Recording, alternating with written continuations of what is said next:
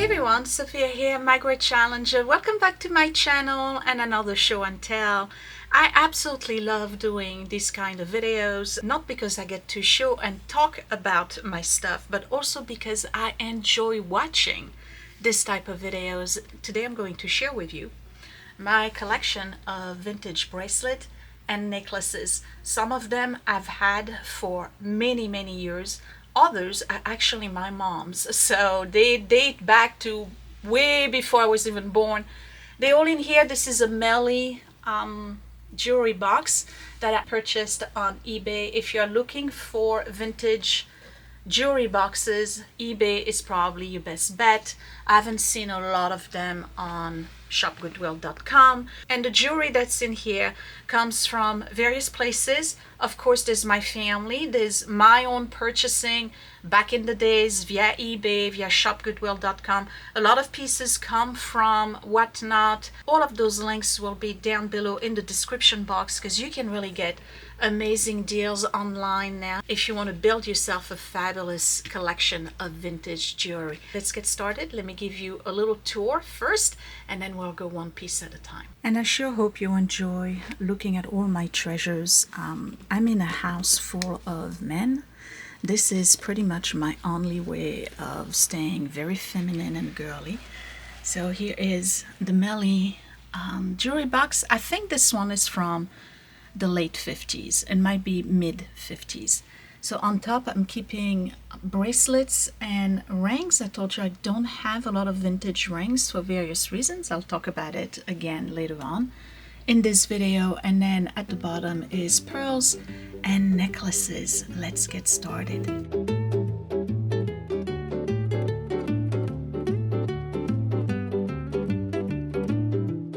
Let's get started. I'm going to go straight from the top with this bracelet here. I'm going to do bracelets first.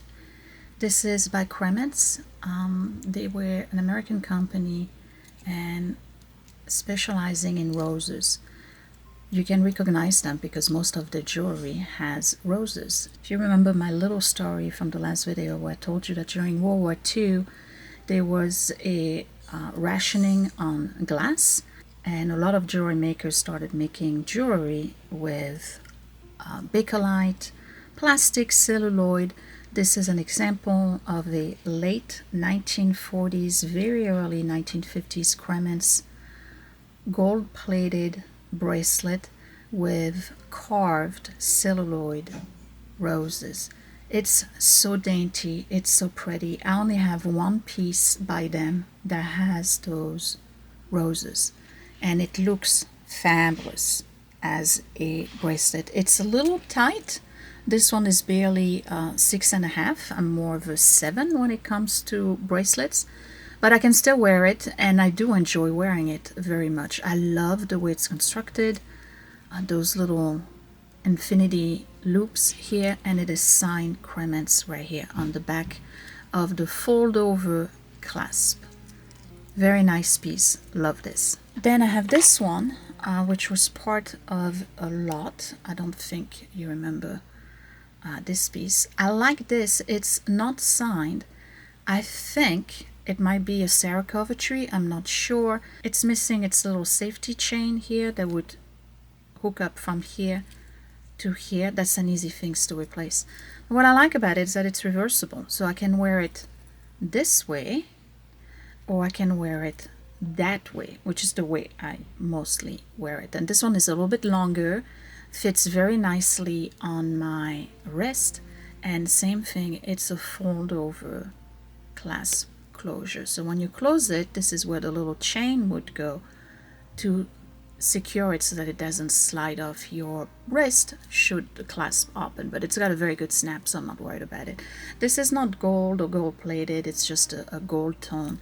But again, the back or the front, equally beautiful. Really like this. It's actually one of my go-to bracelet for casual day. This one was also in a lot that I purchased on Whatnot, and I like this one too. It's not marked. No idea who makes it, though it looks like a Monet to me from the clasp. And this one has an Italian rope all around it, And the rope is interesting because it's a mix of a silver tone and a gold tone. So it's a two-tone rope with some rhinestones in the middle. It's pretty old. This has to be probably early to mid 60s. Some of the stones have darkened already. They are set in prongs, they're not glued, so that means that I can replace them if I want to.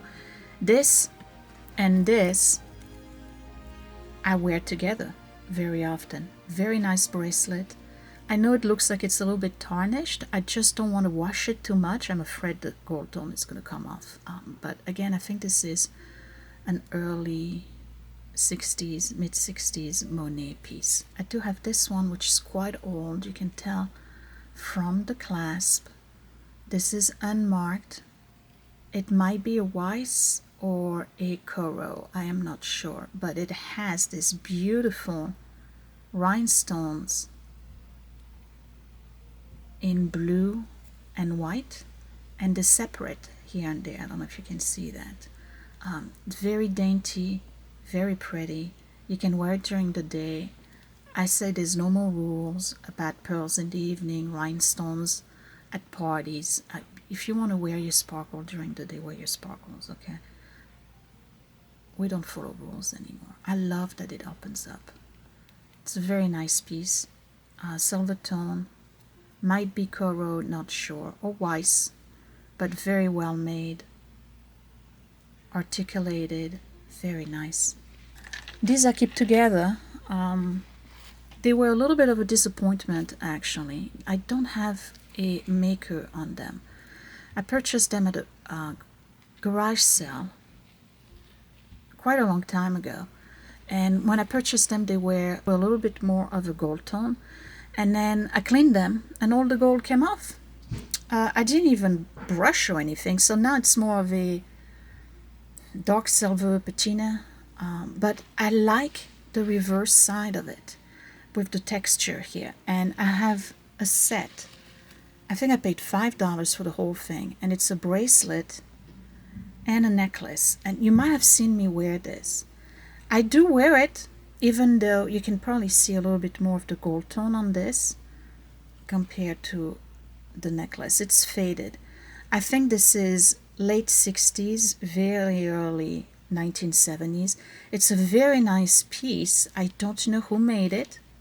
It's not marked. It's a fold-over clasp, but it's a very pretty construction, and it actually looks very nice on the neck. The way it's articulated, I wish I had a bust to show you, but the way it's articulated, it sits flat on your neck, and it's a very feminine, everyday piece. I'm going to do rings because I don't have a lot. This I found at a thrift store, the Second Avenue thrift store, actually, in Union, New Jersey. This is not vintage. You can still find it on Amazon. But I purchased it because it's an adjustable ring. And I think I mentioned in a previous video, well, I'll talk about it again. I don't have a lot of vintage rings because my finger sizes changes all the time due to me being a yo-yo dieter. So I tend to focus when I find one that I really like on something that's adjustable. And this is an Indian wedding ring. It's real pearls, but glass emerald and glass rubies with 14 karat gold on it. I think it's called a Bergen or Bergen ring. I'll put it on the screen. But you can still find them on Amazon. Just plug in Indian wedding rings. Okay, are you ready for a huge chunk of 1950s glass? Look at this ring. I love this. This one I also get a lot of compliment for it. It's 1950s. It's pearls, faux pearls with glass, probably like a topaz, and faux sapphire. It's a metal, it's not silver or anything, and a big glass right here. It's very well made, and again, it is adjustable, so it's perfect for me. Check glass from the 1950s.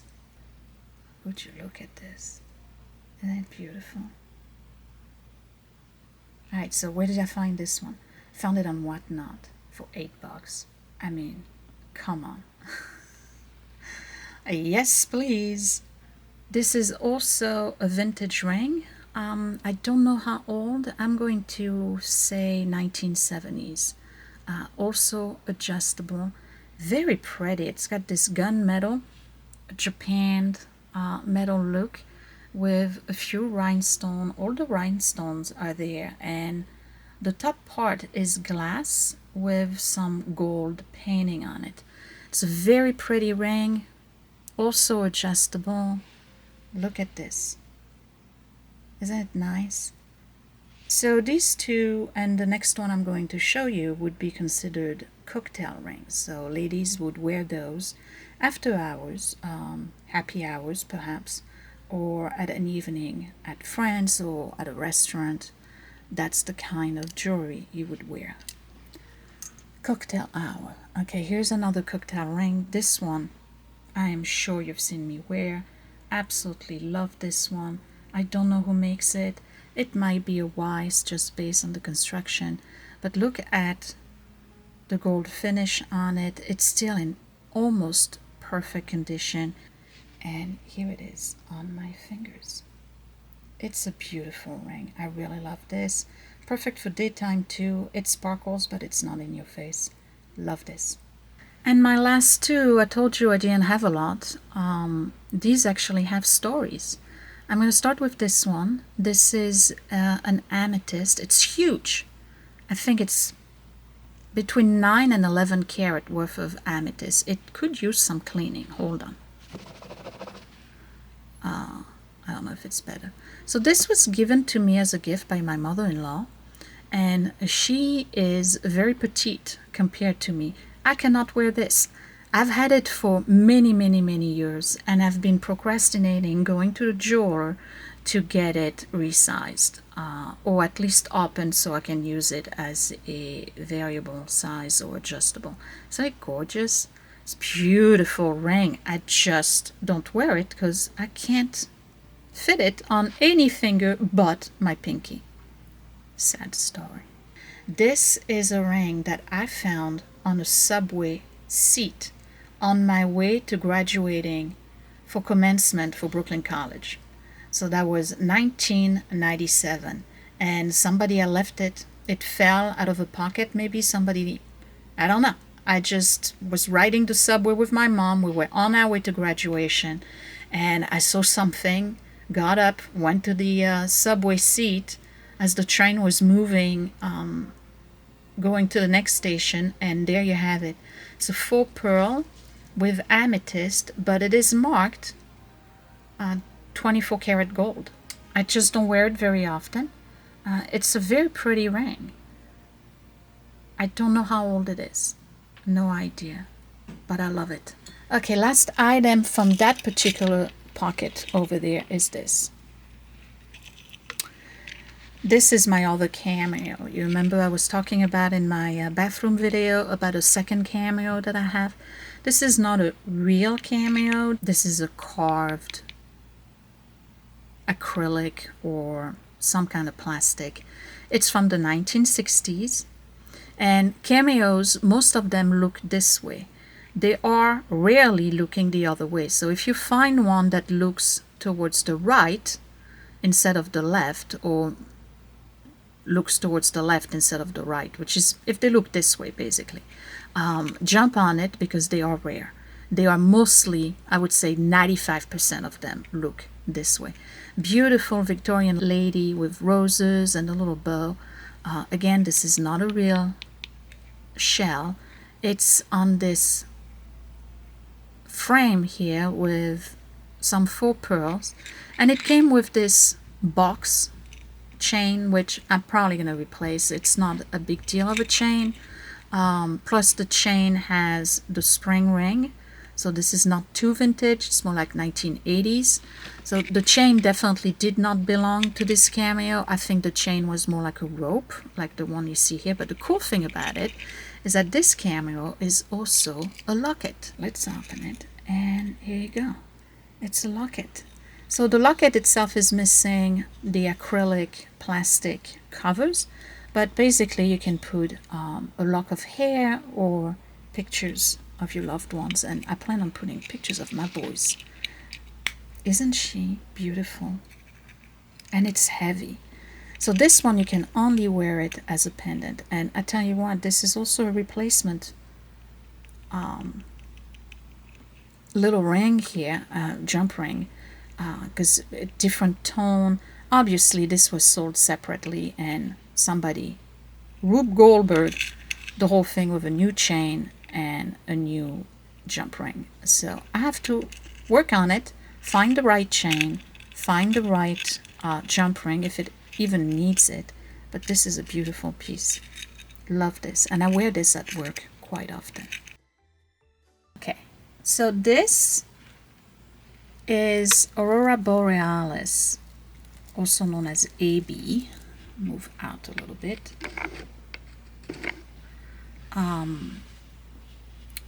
Glass beads from the late 50s. So you know it's vintage because we got the shepherd's hook, right? And it's actually two chokers.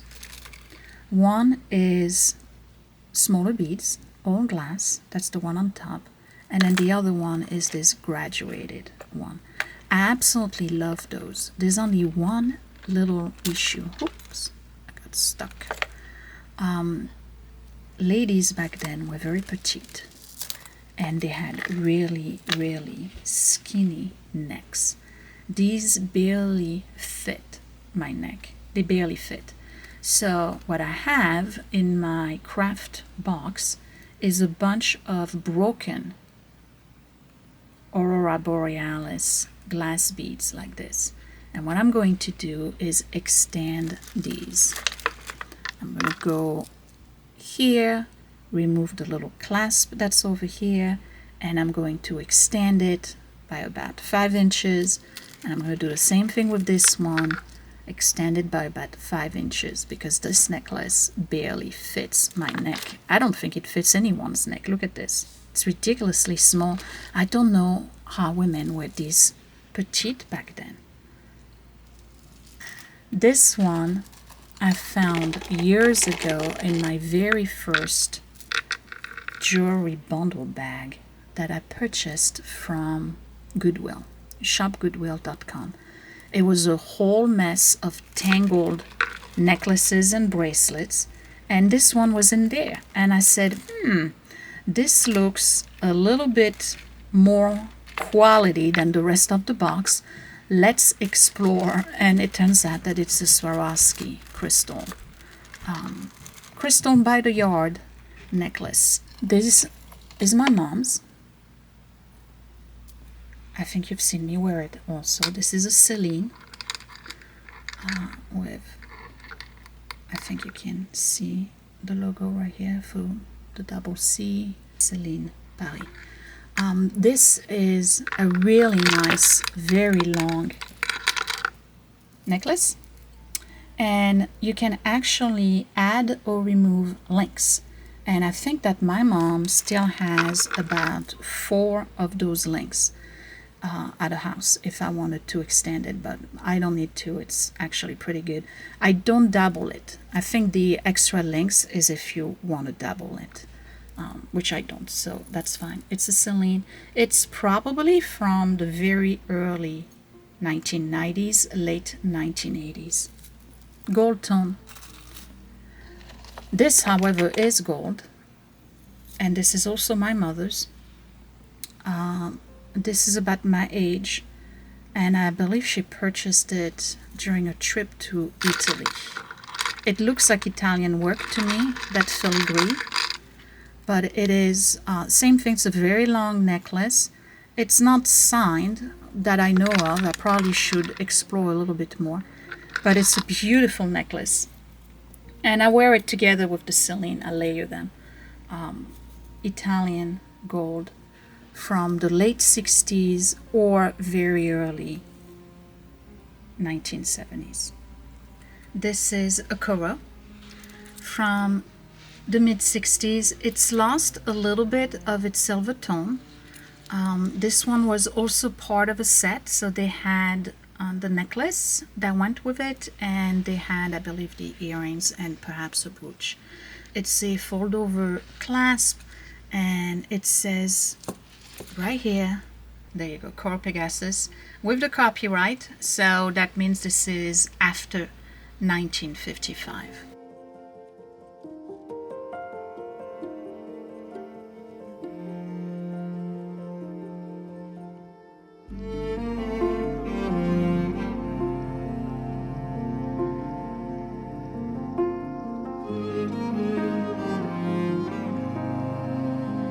This is also a Coro bracelet. This one is marked Coro. This one is marked Coro on the back of the clasp in the script without the little copyright. So what it tells me is that this is before 1955. And this is a gorgeous bracelet. The problem is that it's got parts where the gold tone is gone. I think it's got all the stones. Let me make sure. And it has a mix of baguette, round, and pear shape. Nope, we're missing one, so I'm gonna have to repair that. Right here, look at this. Isn't it gorgeous? Really, really love these. These are absolutely my style. All four of them are from Lisner. So we have some Lisner from the mid-50s and Lisners from the mid-60s. This one here is late 50s, early 60s, Aurora Borealis, the peacock colored ones. This one is also Aurora Borealis, it's 1955 and up. These one are faux pearls with some baguette. I believe this is the one you saw me fix the other day. And then this one is very nice too, but I am missing a couple of the marquise. So totally my style. Love these. Love, love, love these. And then the last one is the one you saw me fix, which was the art bracelet. And you remember I said that all of these makers used to copy each other, right? So you wouldn't know if this is a Lisner or an art or a Coro. It is art signed, and that's the one I fixed. I had all the stones. I had kept them. Love this one too. And then I have two Coro thermoset. And if you remember, I did sell one on my Etsy shop. That was the emerald green one because it was too small. I couldn't fit it anymore. So this one is Coro. Let me see the signature. After 55. It's a lucite moon glow in dark gray, almost navy blue. And then this one is the original moon glow in this beautiful pearlescent gray, and this one is not copyrighted, it just says Coro. So this is one of the original ones from the very early 1950s.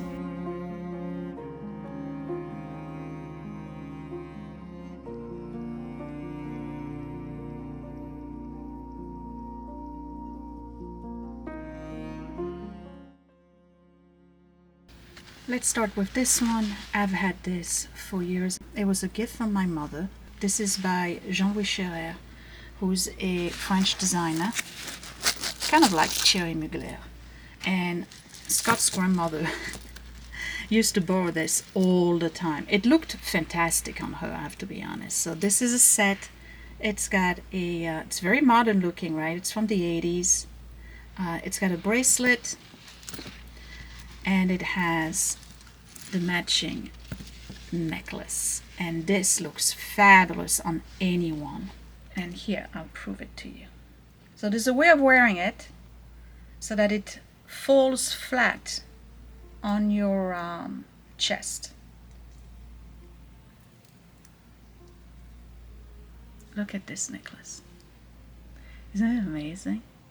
And it comes with the matching bracelet. What a parure. It's gorgeous. I do wear it quite a lot actually.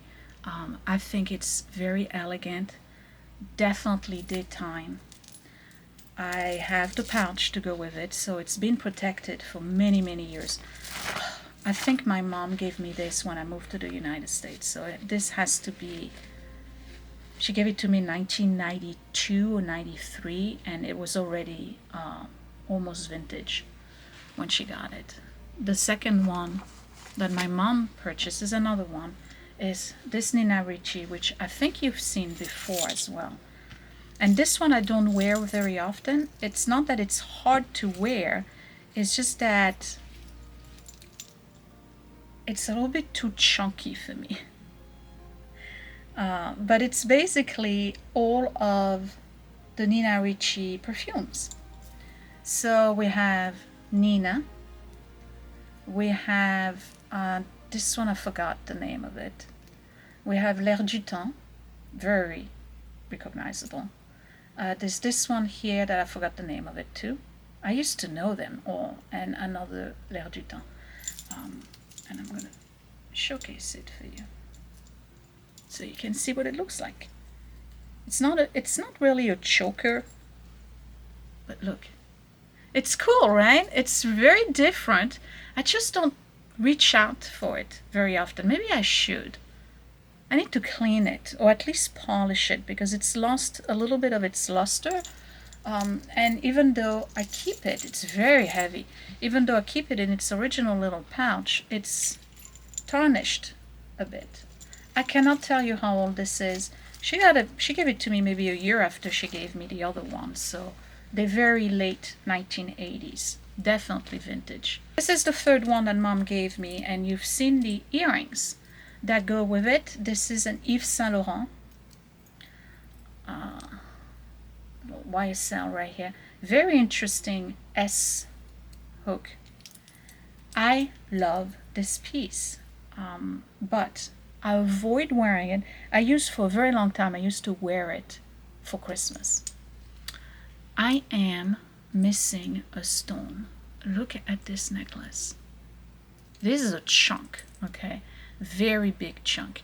And I am missing one of the marquees.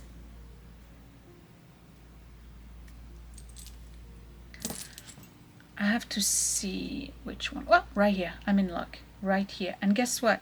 It is in my other jewelry box, my jewelry armoire. So I just have to glue it, right? I don't know why I'm procrastinating.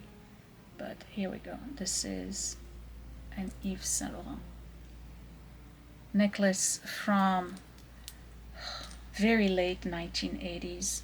This one I do not have a pouch for it. Okay, we're gonna keep my neck as the focus because I have these here. So the first one is the one you saw me repair, which is a Coro Pegasus from, it doesn't have Aurora Borealis and it doesn't have the copyright, so it's from prior to 1955. I'm not going to close it. I just want to show you what it looks like. Look at this thing. Isn't it fabulous?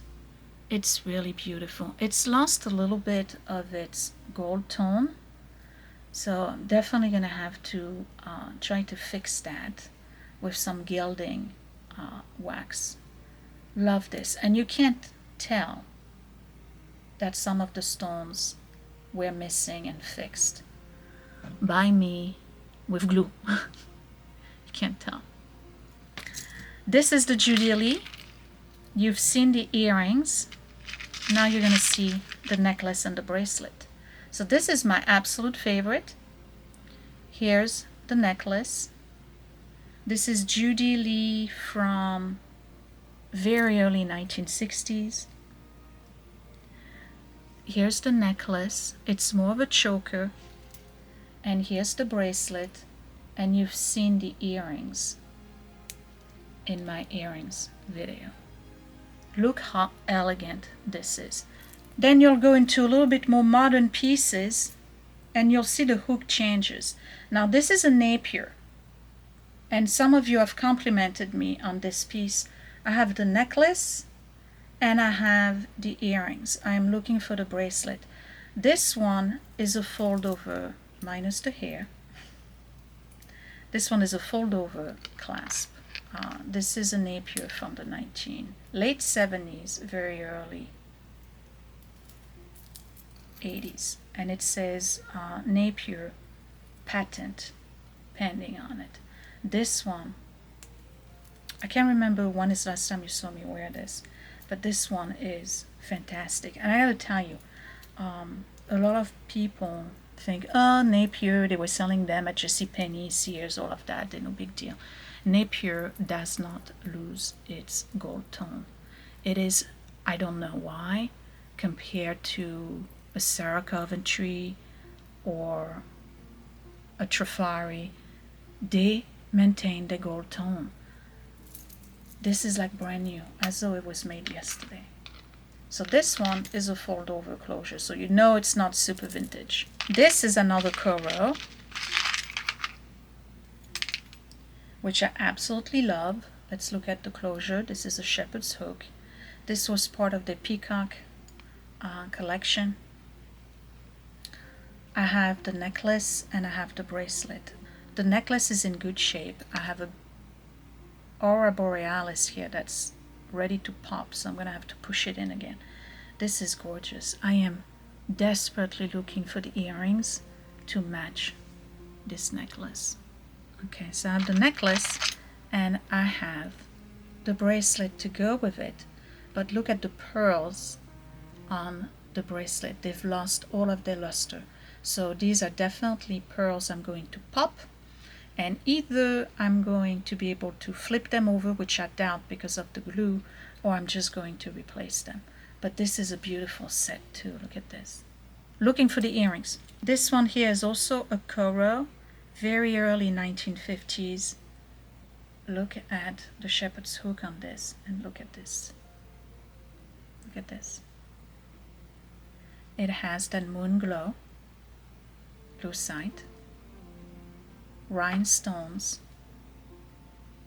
I am missing a few rhinestones, the little round ones. One here, I'm missing one right here,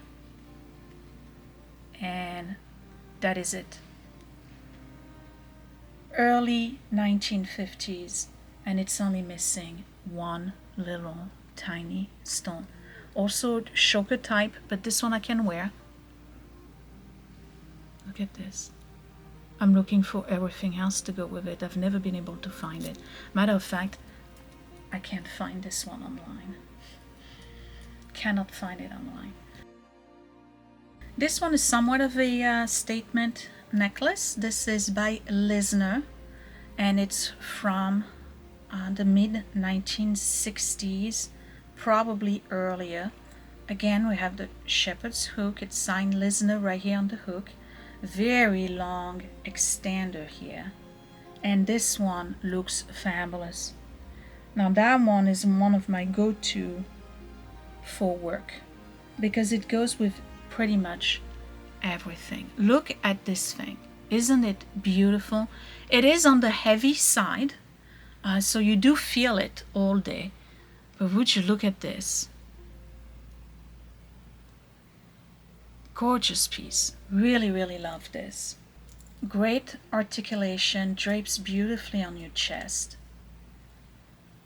I hope I'm in focus. Oh, this piece is gorgeous. Then I have this one, which is a Coro that I wear also, and I'm looking for the earrings. This one is Coro with the little copyright sign, shepherd's hook. So it's after 1950. It's a little bit more of a choker. Let me show you. But I think it's missing the extender. So this is a Coro, and it's got those leaves pointing down. Very well articulated as well. Look at these. I think this part here is missing an extender, because usually the Coros would have the extender with a little ball at the end. This one here is a very old Trifari.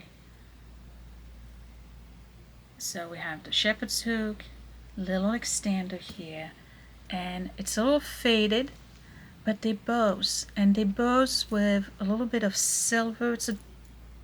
I don't know if it's supposed to be like this or it faded over time, but it doesn't bother me at all because it's You see both colors, both tones, the silver and the gold on it. And this one is really pretty and elegant. I also wear it a lot at work.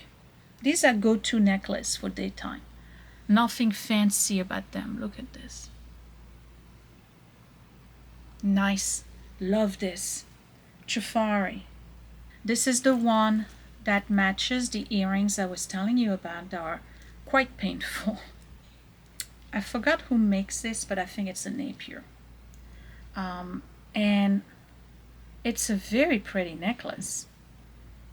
And I have worn it many, many times, but I tend to wear a different set of earrings with it, only because the earrings are painful. Very nice. It's a thermoset as well. If you look, you can probably see the loose side with a little bit of pearlescence to it.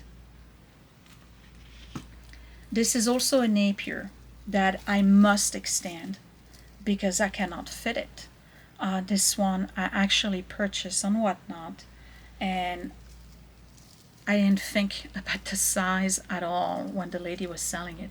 I think I paid maybe $6 for this one, and it's mid 1980s, early 1990s. It was a limited edition Napier that was part of the Egyptian revival. And it's a gorgeous necklace, but boy, is it tight on me. So I'm going to have to put an extender so I can wear it. Look at this thing. Is this cool? It's got like almost like a cha-cha going on here. It's just, to me, I feel like this is too tight. Too close to my neck. So I'm going to put an extender on it just to bring it down by about 3 inches. But it was a special edition that they did. They called it the Vintage Egyptian Revival with little cha-chas. It's really cool necklace. Too bad I have a fat neck. I'm not disparaging myself. I'm just telling you it's a fact. Okay. This, I'm still trying to figure out who made it. I cannot tell you. Nobody on my groups can tell me who made this. These are amethysts. It's gold plated. It's got the book links on it. This kind of links. And the extender. No name, no signature. It is such a dainty, beautiful piece of jewelry from the mid-50s. Look at this. So it stays on. There we go. See that? Oh, it's such a pretty piece. This was my mom's. It was purchased the year I was born. This is 55 years old. It's sterling silver. We're going to need you to stay in place. Wait. Here we go. I have it the wrong way. And it's enamel. Look at this old clasp. Sterling silver. Enamel. This is what it looks like. It's a little bit of a choker as well. Very 70s, right? 1969, 1970 probably. It's not signed. I cannot tell you anything else about it other than it's sterling silver. It's got the mark somewhere. So before I move into pearls, I have 2 rhinestones that I cannot tell you who made those. But you can tell from the back, right? You see the rivets? Okay, so very clearly this is old, all right? Look at the front. I love this. This is absolutely fabulous. I do not know who makes this. It could be Weiss. It could be, I don't think it's Juliana who makes this. But look at this choker. Beautiful. I love this. I'm not fully putting them on because I'm going to be here 2 hours. Okay, look at this. These are glass. Okay, lavender and purple amethyst. Gorgeous. Vintage. Obviously vintage. And then this one is not vintage, but it's meant to look vintage, and it's massive and it's in your face. Okay, we're going to start with the clasps. You can tell, right? Lobster claw. Okay, so 1990s and later. Okay, look at this thing. Oh, fabulous. This is a Dana Bookman, the designer Dana Bookman. I mean, I'll go to work with this. I want you to know, I am showing up to work with this. I no longer care. Why should I? And I look like Christmas in July. This is beautiful. It's Dana Bookman. It's not, you know, it's well made, but it's modern. You can tell, right? It's not really finished in the back. It's just, I think they were selling it at Kohl's. That's probably where I got it. Okay, let's move on to pearls. So pearls were a big deal in the 50s and the 60s, like really a big deal. Everybody was wearing pearls, but pearls have always been very expensive because, as you know, they are harvested by hand, and then they need to be hand strong with the double knot. Okay, and as though this was not enough, the closure was always a gold or a silver. I'm pulling out all my pearl necklace while I'm talking to you.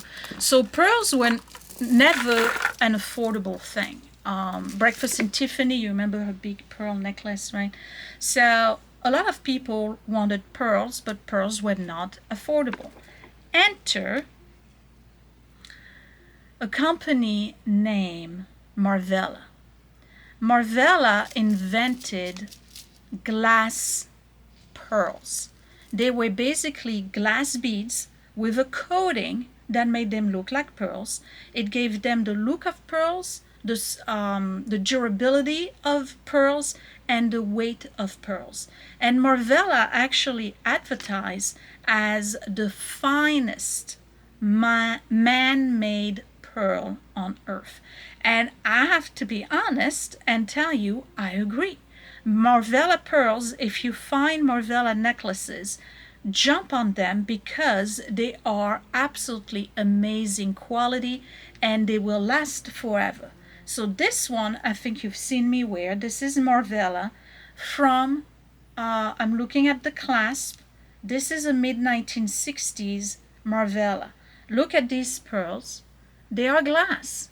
Not a single one of them is fading. They don't have any scratches on them. They're very heavy. These are not knotted. I have some that were double knotted. So this was not the Marvella top of the line. But even though it was not the top of the line, it was still absolutely beautiful quality. And even the gold tone is not faded. Marvella pearl. So you would know because there's a little tag like this that says Marvella.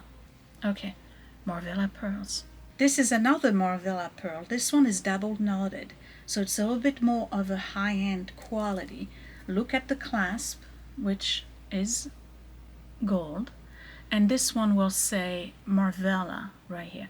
So this is a box clasp. You have to go like this. Hold on. There you go, and then you put it right back in. Come on now.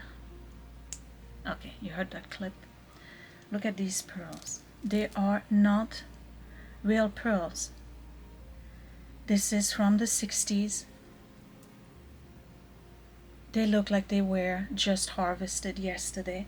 They are glass, and you can tell from the sound they make.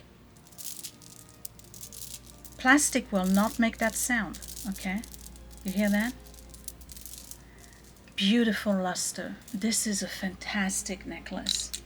And this one you can double. It will be, you know, close to your neck, but you can double. and it is unbelievable quality. I cannot say enough about Marvella pearls. So these, again, Second Avenue thrift store, I think I found them together, and I don't think I paid more than $7 for those each.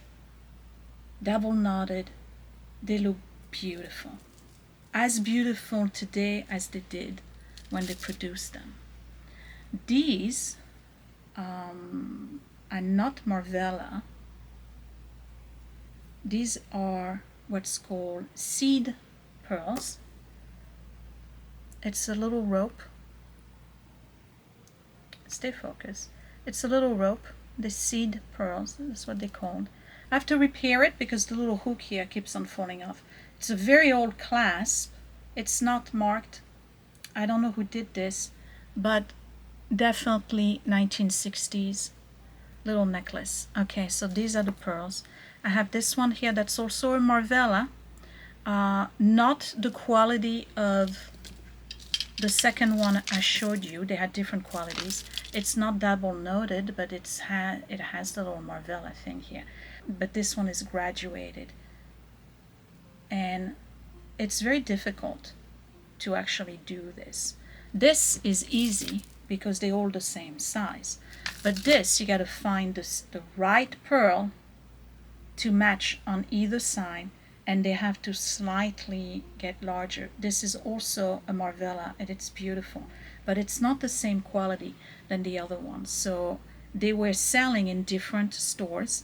This might have been more of a department store Marvella than the other ones. And look at the clasp. It's the beginning of the lobster claw. Okay, so it's probably from the later years, which was 1992, I think. The other ones are more of the 60s. Now we're going to go into another very high-end faux pearl. Probably just as good as Marvella. Coro. Coro had several companies under the Coro label, and each company created different quality of jewelry. So you had Coro, Coro Pegasus, Coro Craft, and Vendôme. Vendôme was the high-end jewelry, and they basically did the same thing that Marvella. They started doing glass pearls. This is a Vendôme, Coro Vendôme pearl necklace, double strand. Hear the noise, right? It's very heavy because it's all glass. It's in absolute gorgeous condition, double knotted, right? Meaning that there's a little knot. It's two strings. They pass through the pearl, and when the strings pass through that pearl on the other end, they knot, and then they put another pearl, and then they knot. This is not machine made. This is handmade. This is one of the reasons why pearls are so expensive. Other than the harvesting of them, the stringing is very difficult. But these are faux pearl, but very high quality. But would you look at the clasp on this Vendôme? And it says right here, I don't know if you can see it, Vendôme. So this is another one of those box.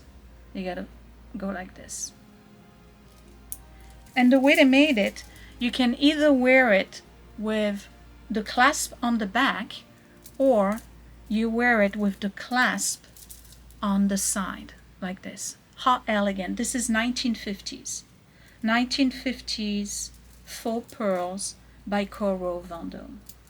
Gorgeous quality. This is probably one of my favorite pieces, aside from this one by Marvella. Just look at this clasp. Isn't it gorgeous? Okay. Then we have Japan, because Japan was the specialty, Mikimoto, you've heard of them. Pearls, they're probably the most expensive pearls in the world. Japan started importing a lot of faux pearls, but theirs were either glass pearls or they were plastic pearls. These, I love these. These are Japan. They're colored. They're from the 60s. And I think they are beautiful. It says Japan on the little shepherd's hook. Okay? And this one, you gotta put it on the right way.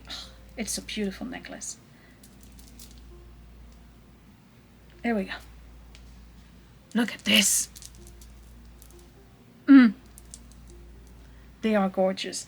These are much lighter, and they are not glass. They are a hard plastic, but they are very good quality. And these, they did not double knot. What they did was put a seed bead, a glass seed bead, in between each of them. But they have this different pinks in it. One of the pieces that I've been on the lookout for and cannot find was the collection of faux pearls by Coro that were in the pastel color. If I find a picture online, I'll put it right here. They had them in pistachio, light periwinkle blue, light pink, light yellow. I have never found them in the wild, and I'm still looking. This is another Marvella. I just found this one actually, and I may sell it. I'm just saying, you know, because I just literally just found it. Glass. It's more of a champagne color. It's got a box closure, but this one does not say Marvella. It's missing its little tag. But from the quality of it, I'm pretty sure it's a Marvella. Beautiful. Single strand. And then the last one for the day is this one, which I also just found with the one I just showed you. This is Japan. These are from the 60s. These are not glass. They are just like the pink one. They are hard plastic faux pearls. They are kind of complicated to put in the right order. Okay, here we go. It says Japan right here on the shepherd's hook. $6.99 for 1960s. Faux pearl, 4-strand bib. It's called bib. With the crystals and the pearls. And this is, you know what? I think these are glass. These are not. These are molded plastic. Yeah, these are plastic. You hear the difference in sound? Plastic versus glass. Anyway, I'm gonna wear this for the rest of the day. So, nice, huh? These were all my necklaces and bracelets, and that's pretty much the end of my show and tell jewelry pieces. You don't want to see the tiaras, okay? I'm joking, I only have one. But that's the end of it. And I am not going to stop purchasing vintage pieces. Number one, I do wear them. Number two, I absolutely love them.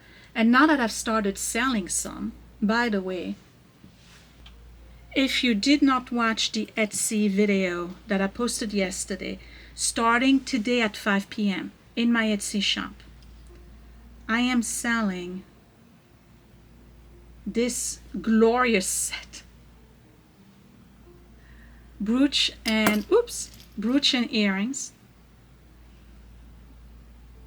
I am selling these fabulous 1960s ear climbers.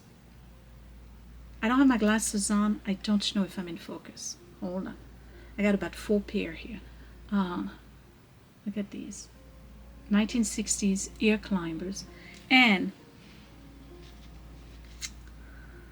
Carl Art sterling silver brooch. This is sterling silver. It's a brooch. That's coming up at 5 p.m. in my Etsy shop today. Don't sleep on it. Don't sleep on this one.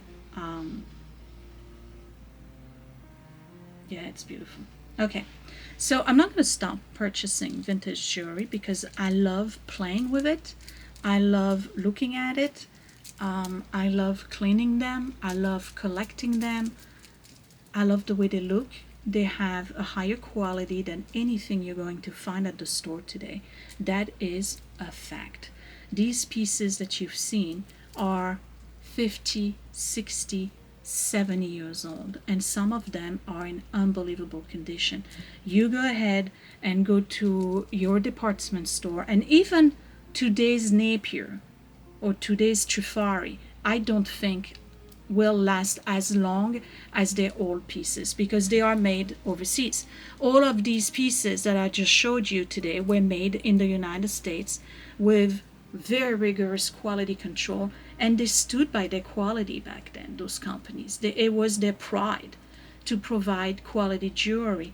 I think now we just want to mass produce, and people switch jewelry with the seasons now. They don't buy pieces like our grandparents used to, where grandma had a jewelry box and these were her pieces, and maybe every year at Christmas she got a new one, but these were her pieces. Now I know I have a lot, but I'm collecting, so that's the reason.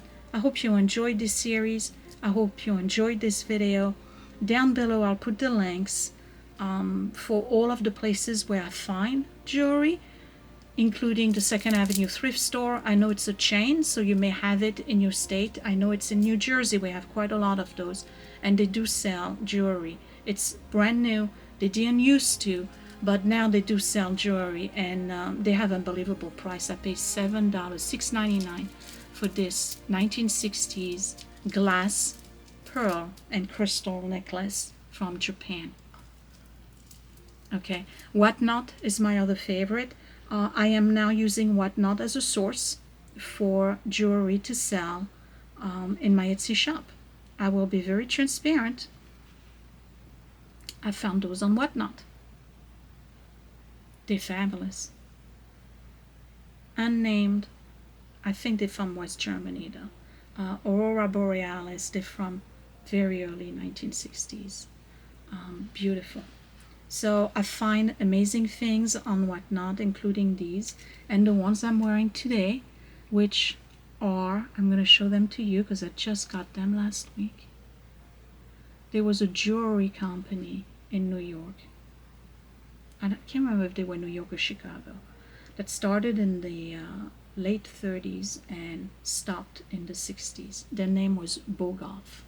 They are super high-end costume jewelry. Bogoff. Screwbacks. Signed here and signed on the little back of the screwback here. Bogoff, New York. No copyright, so this is from prior to 1955. And I told you that I absolutely love screwbacks because you can adjust the pressure you want on your ears without fear of losing them. You just got to, learn to put them on. So, yeah, I buy jewelry on Whatnot, and I've been doing this quite a lot lately because I see the pieces and I see the prices, and I know I will never find this Coro necklace for that price anywhere online. And one of the things that I've started doing was also buying bundles on Whatnot, and the bundles can be very exciting. You've seen some of them already. So if you want to build a collection, eBay, go for listings that say jewelry lot, jewelry bundle, grandma's jewelry box. This one will sell you the box with it. These are auctions. Shopgoodwill.com. This is, I think, where most of the resellers go, because you can get a box of 6 pounds, 10 pounds, 20 pounds of bulk jewelry, vintage to modern, or all vintage if you prefer that. These can be pricey.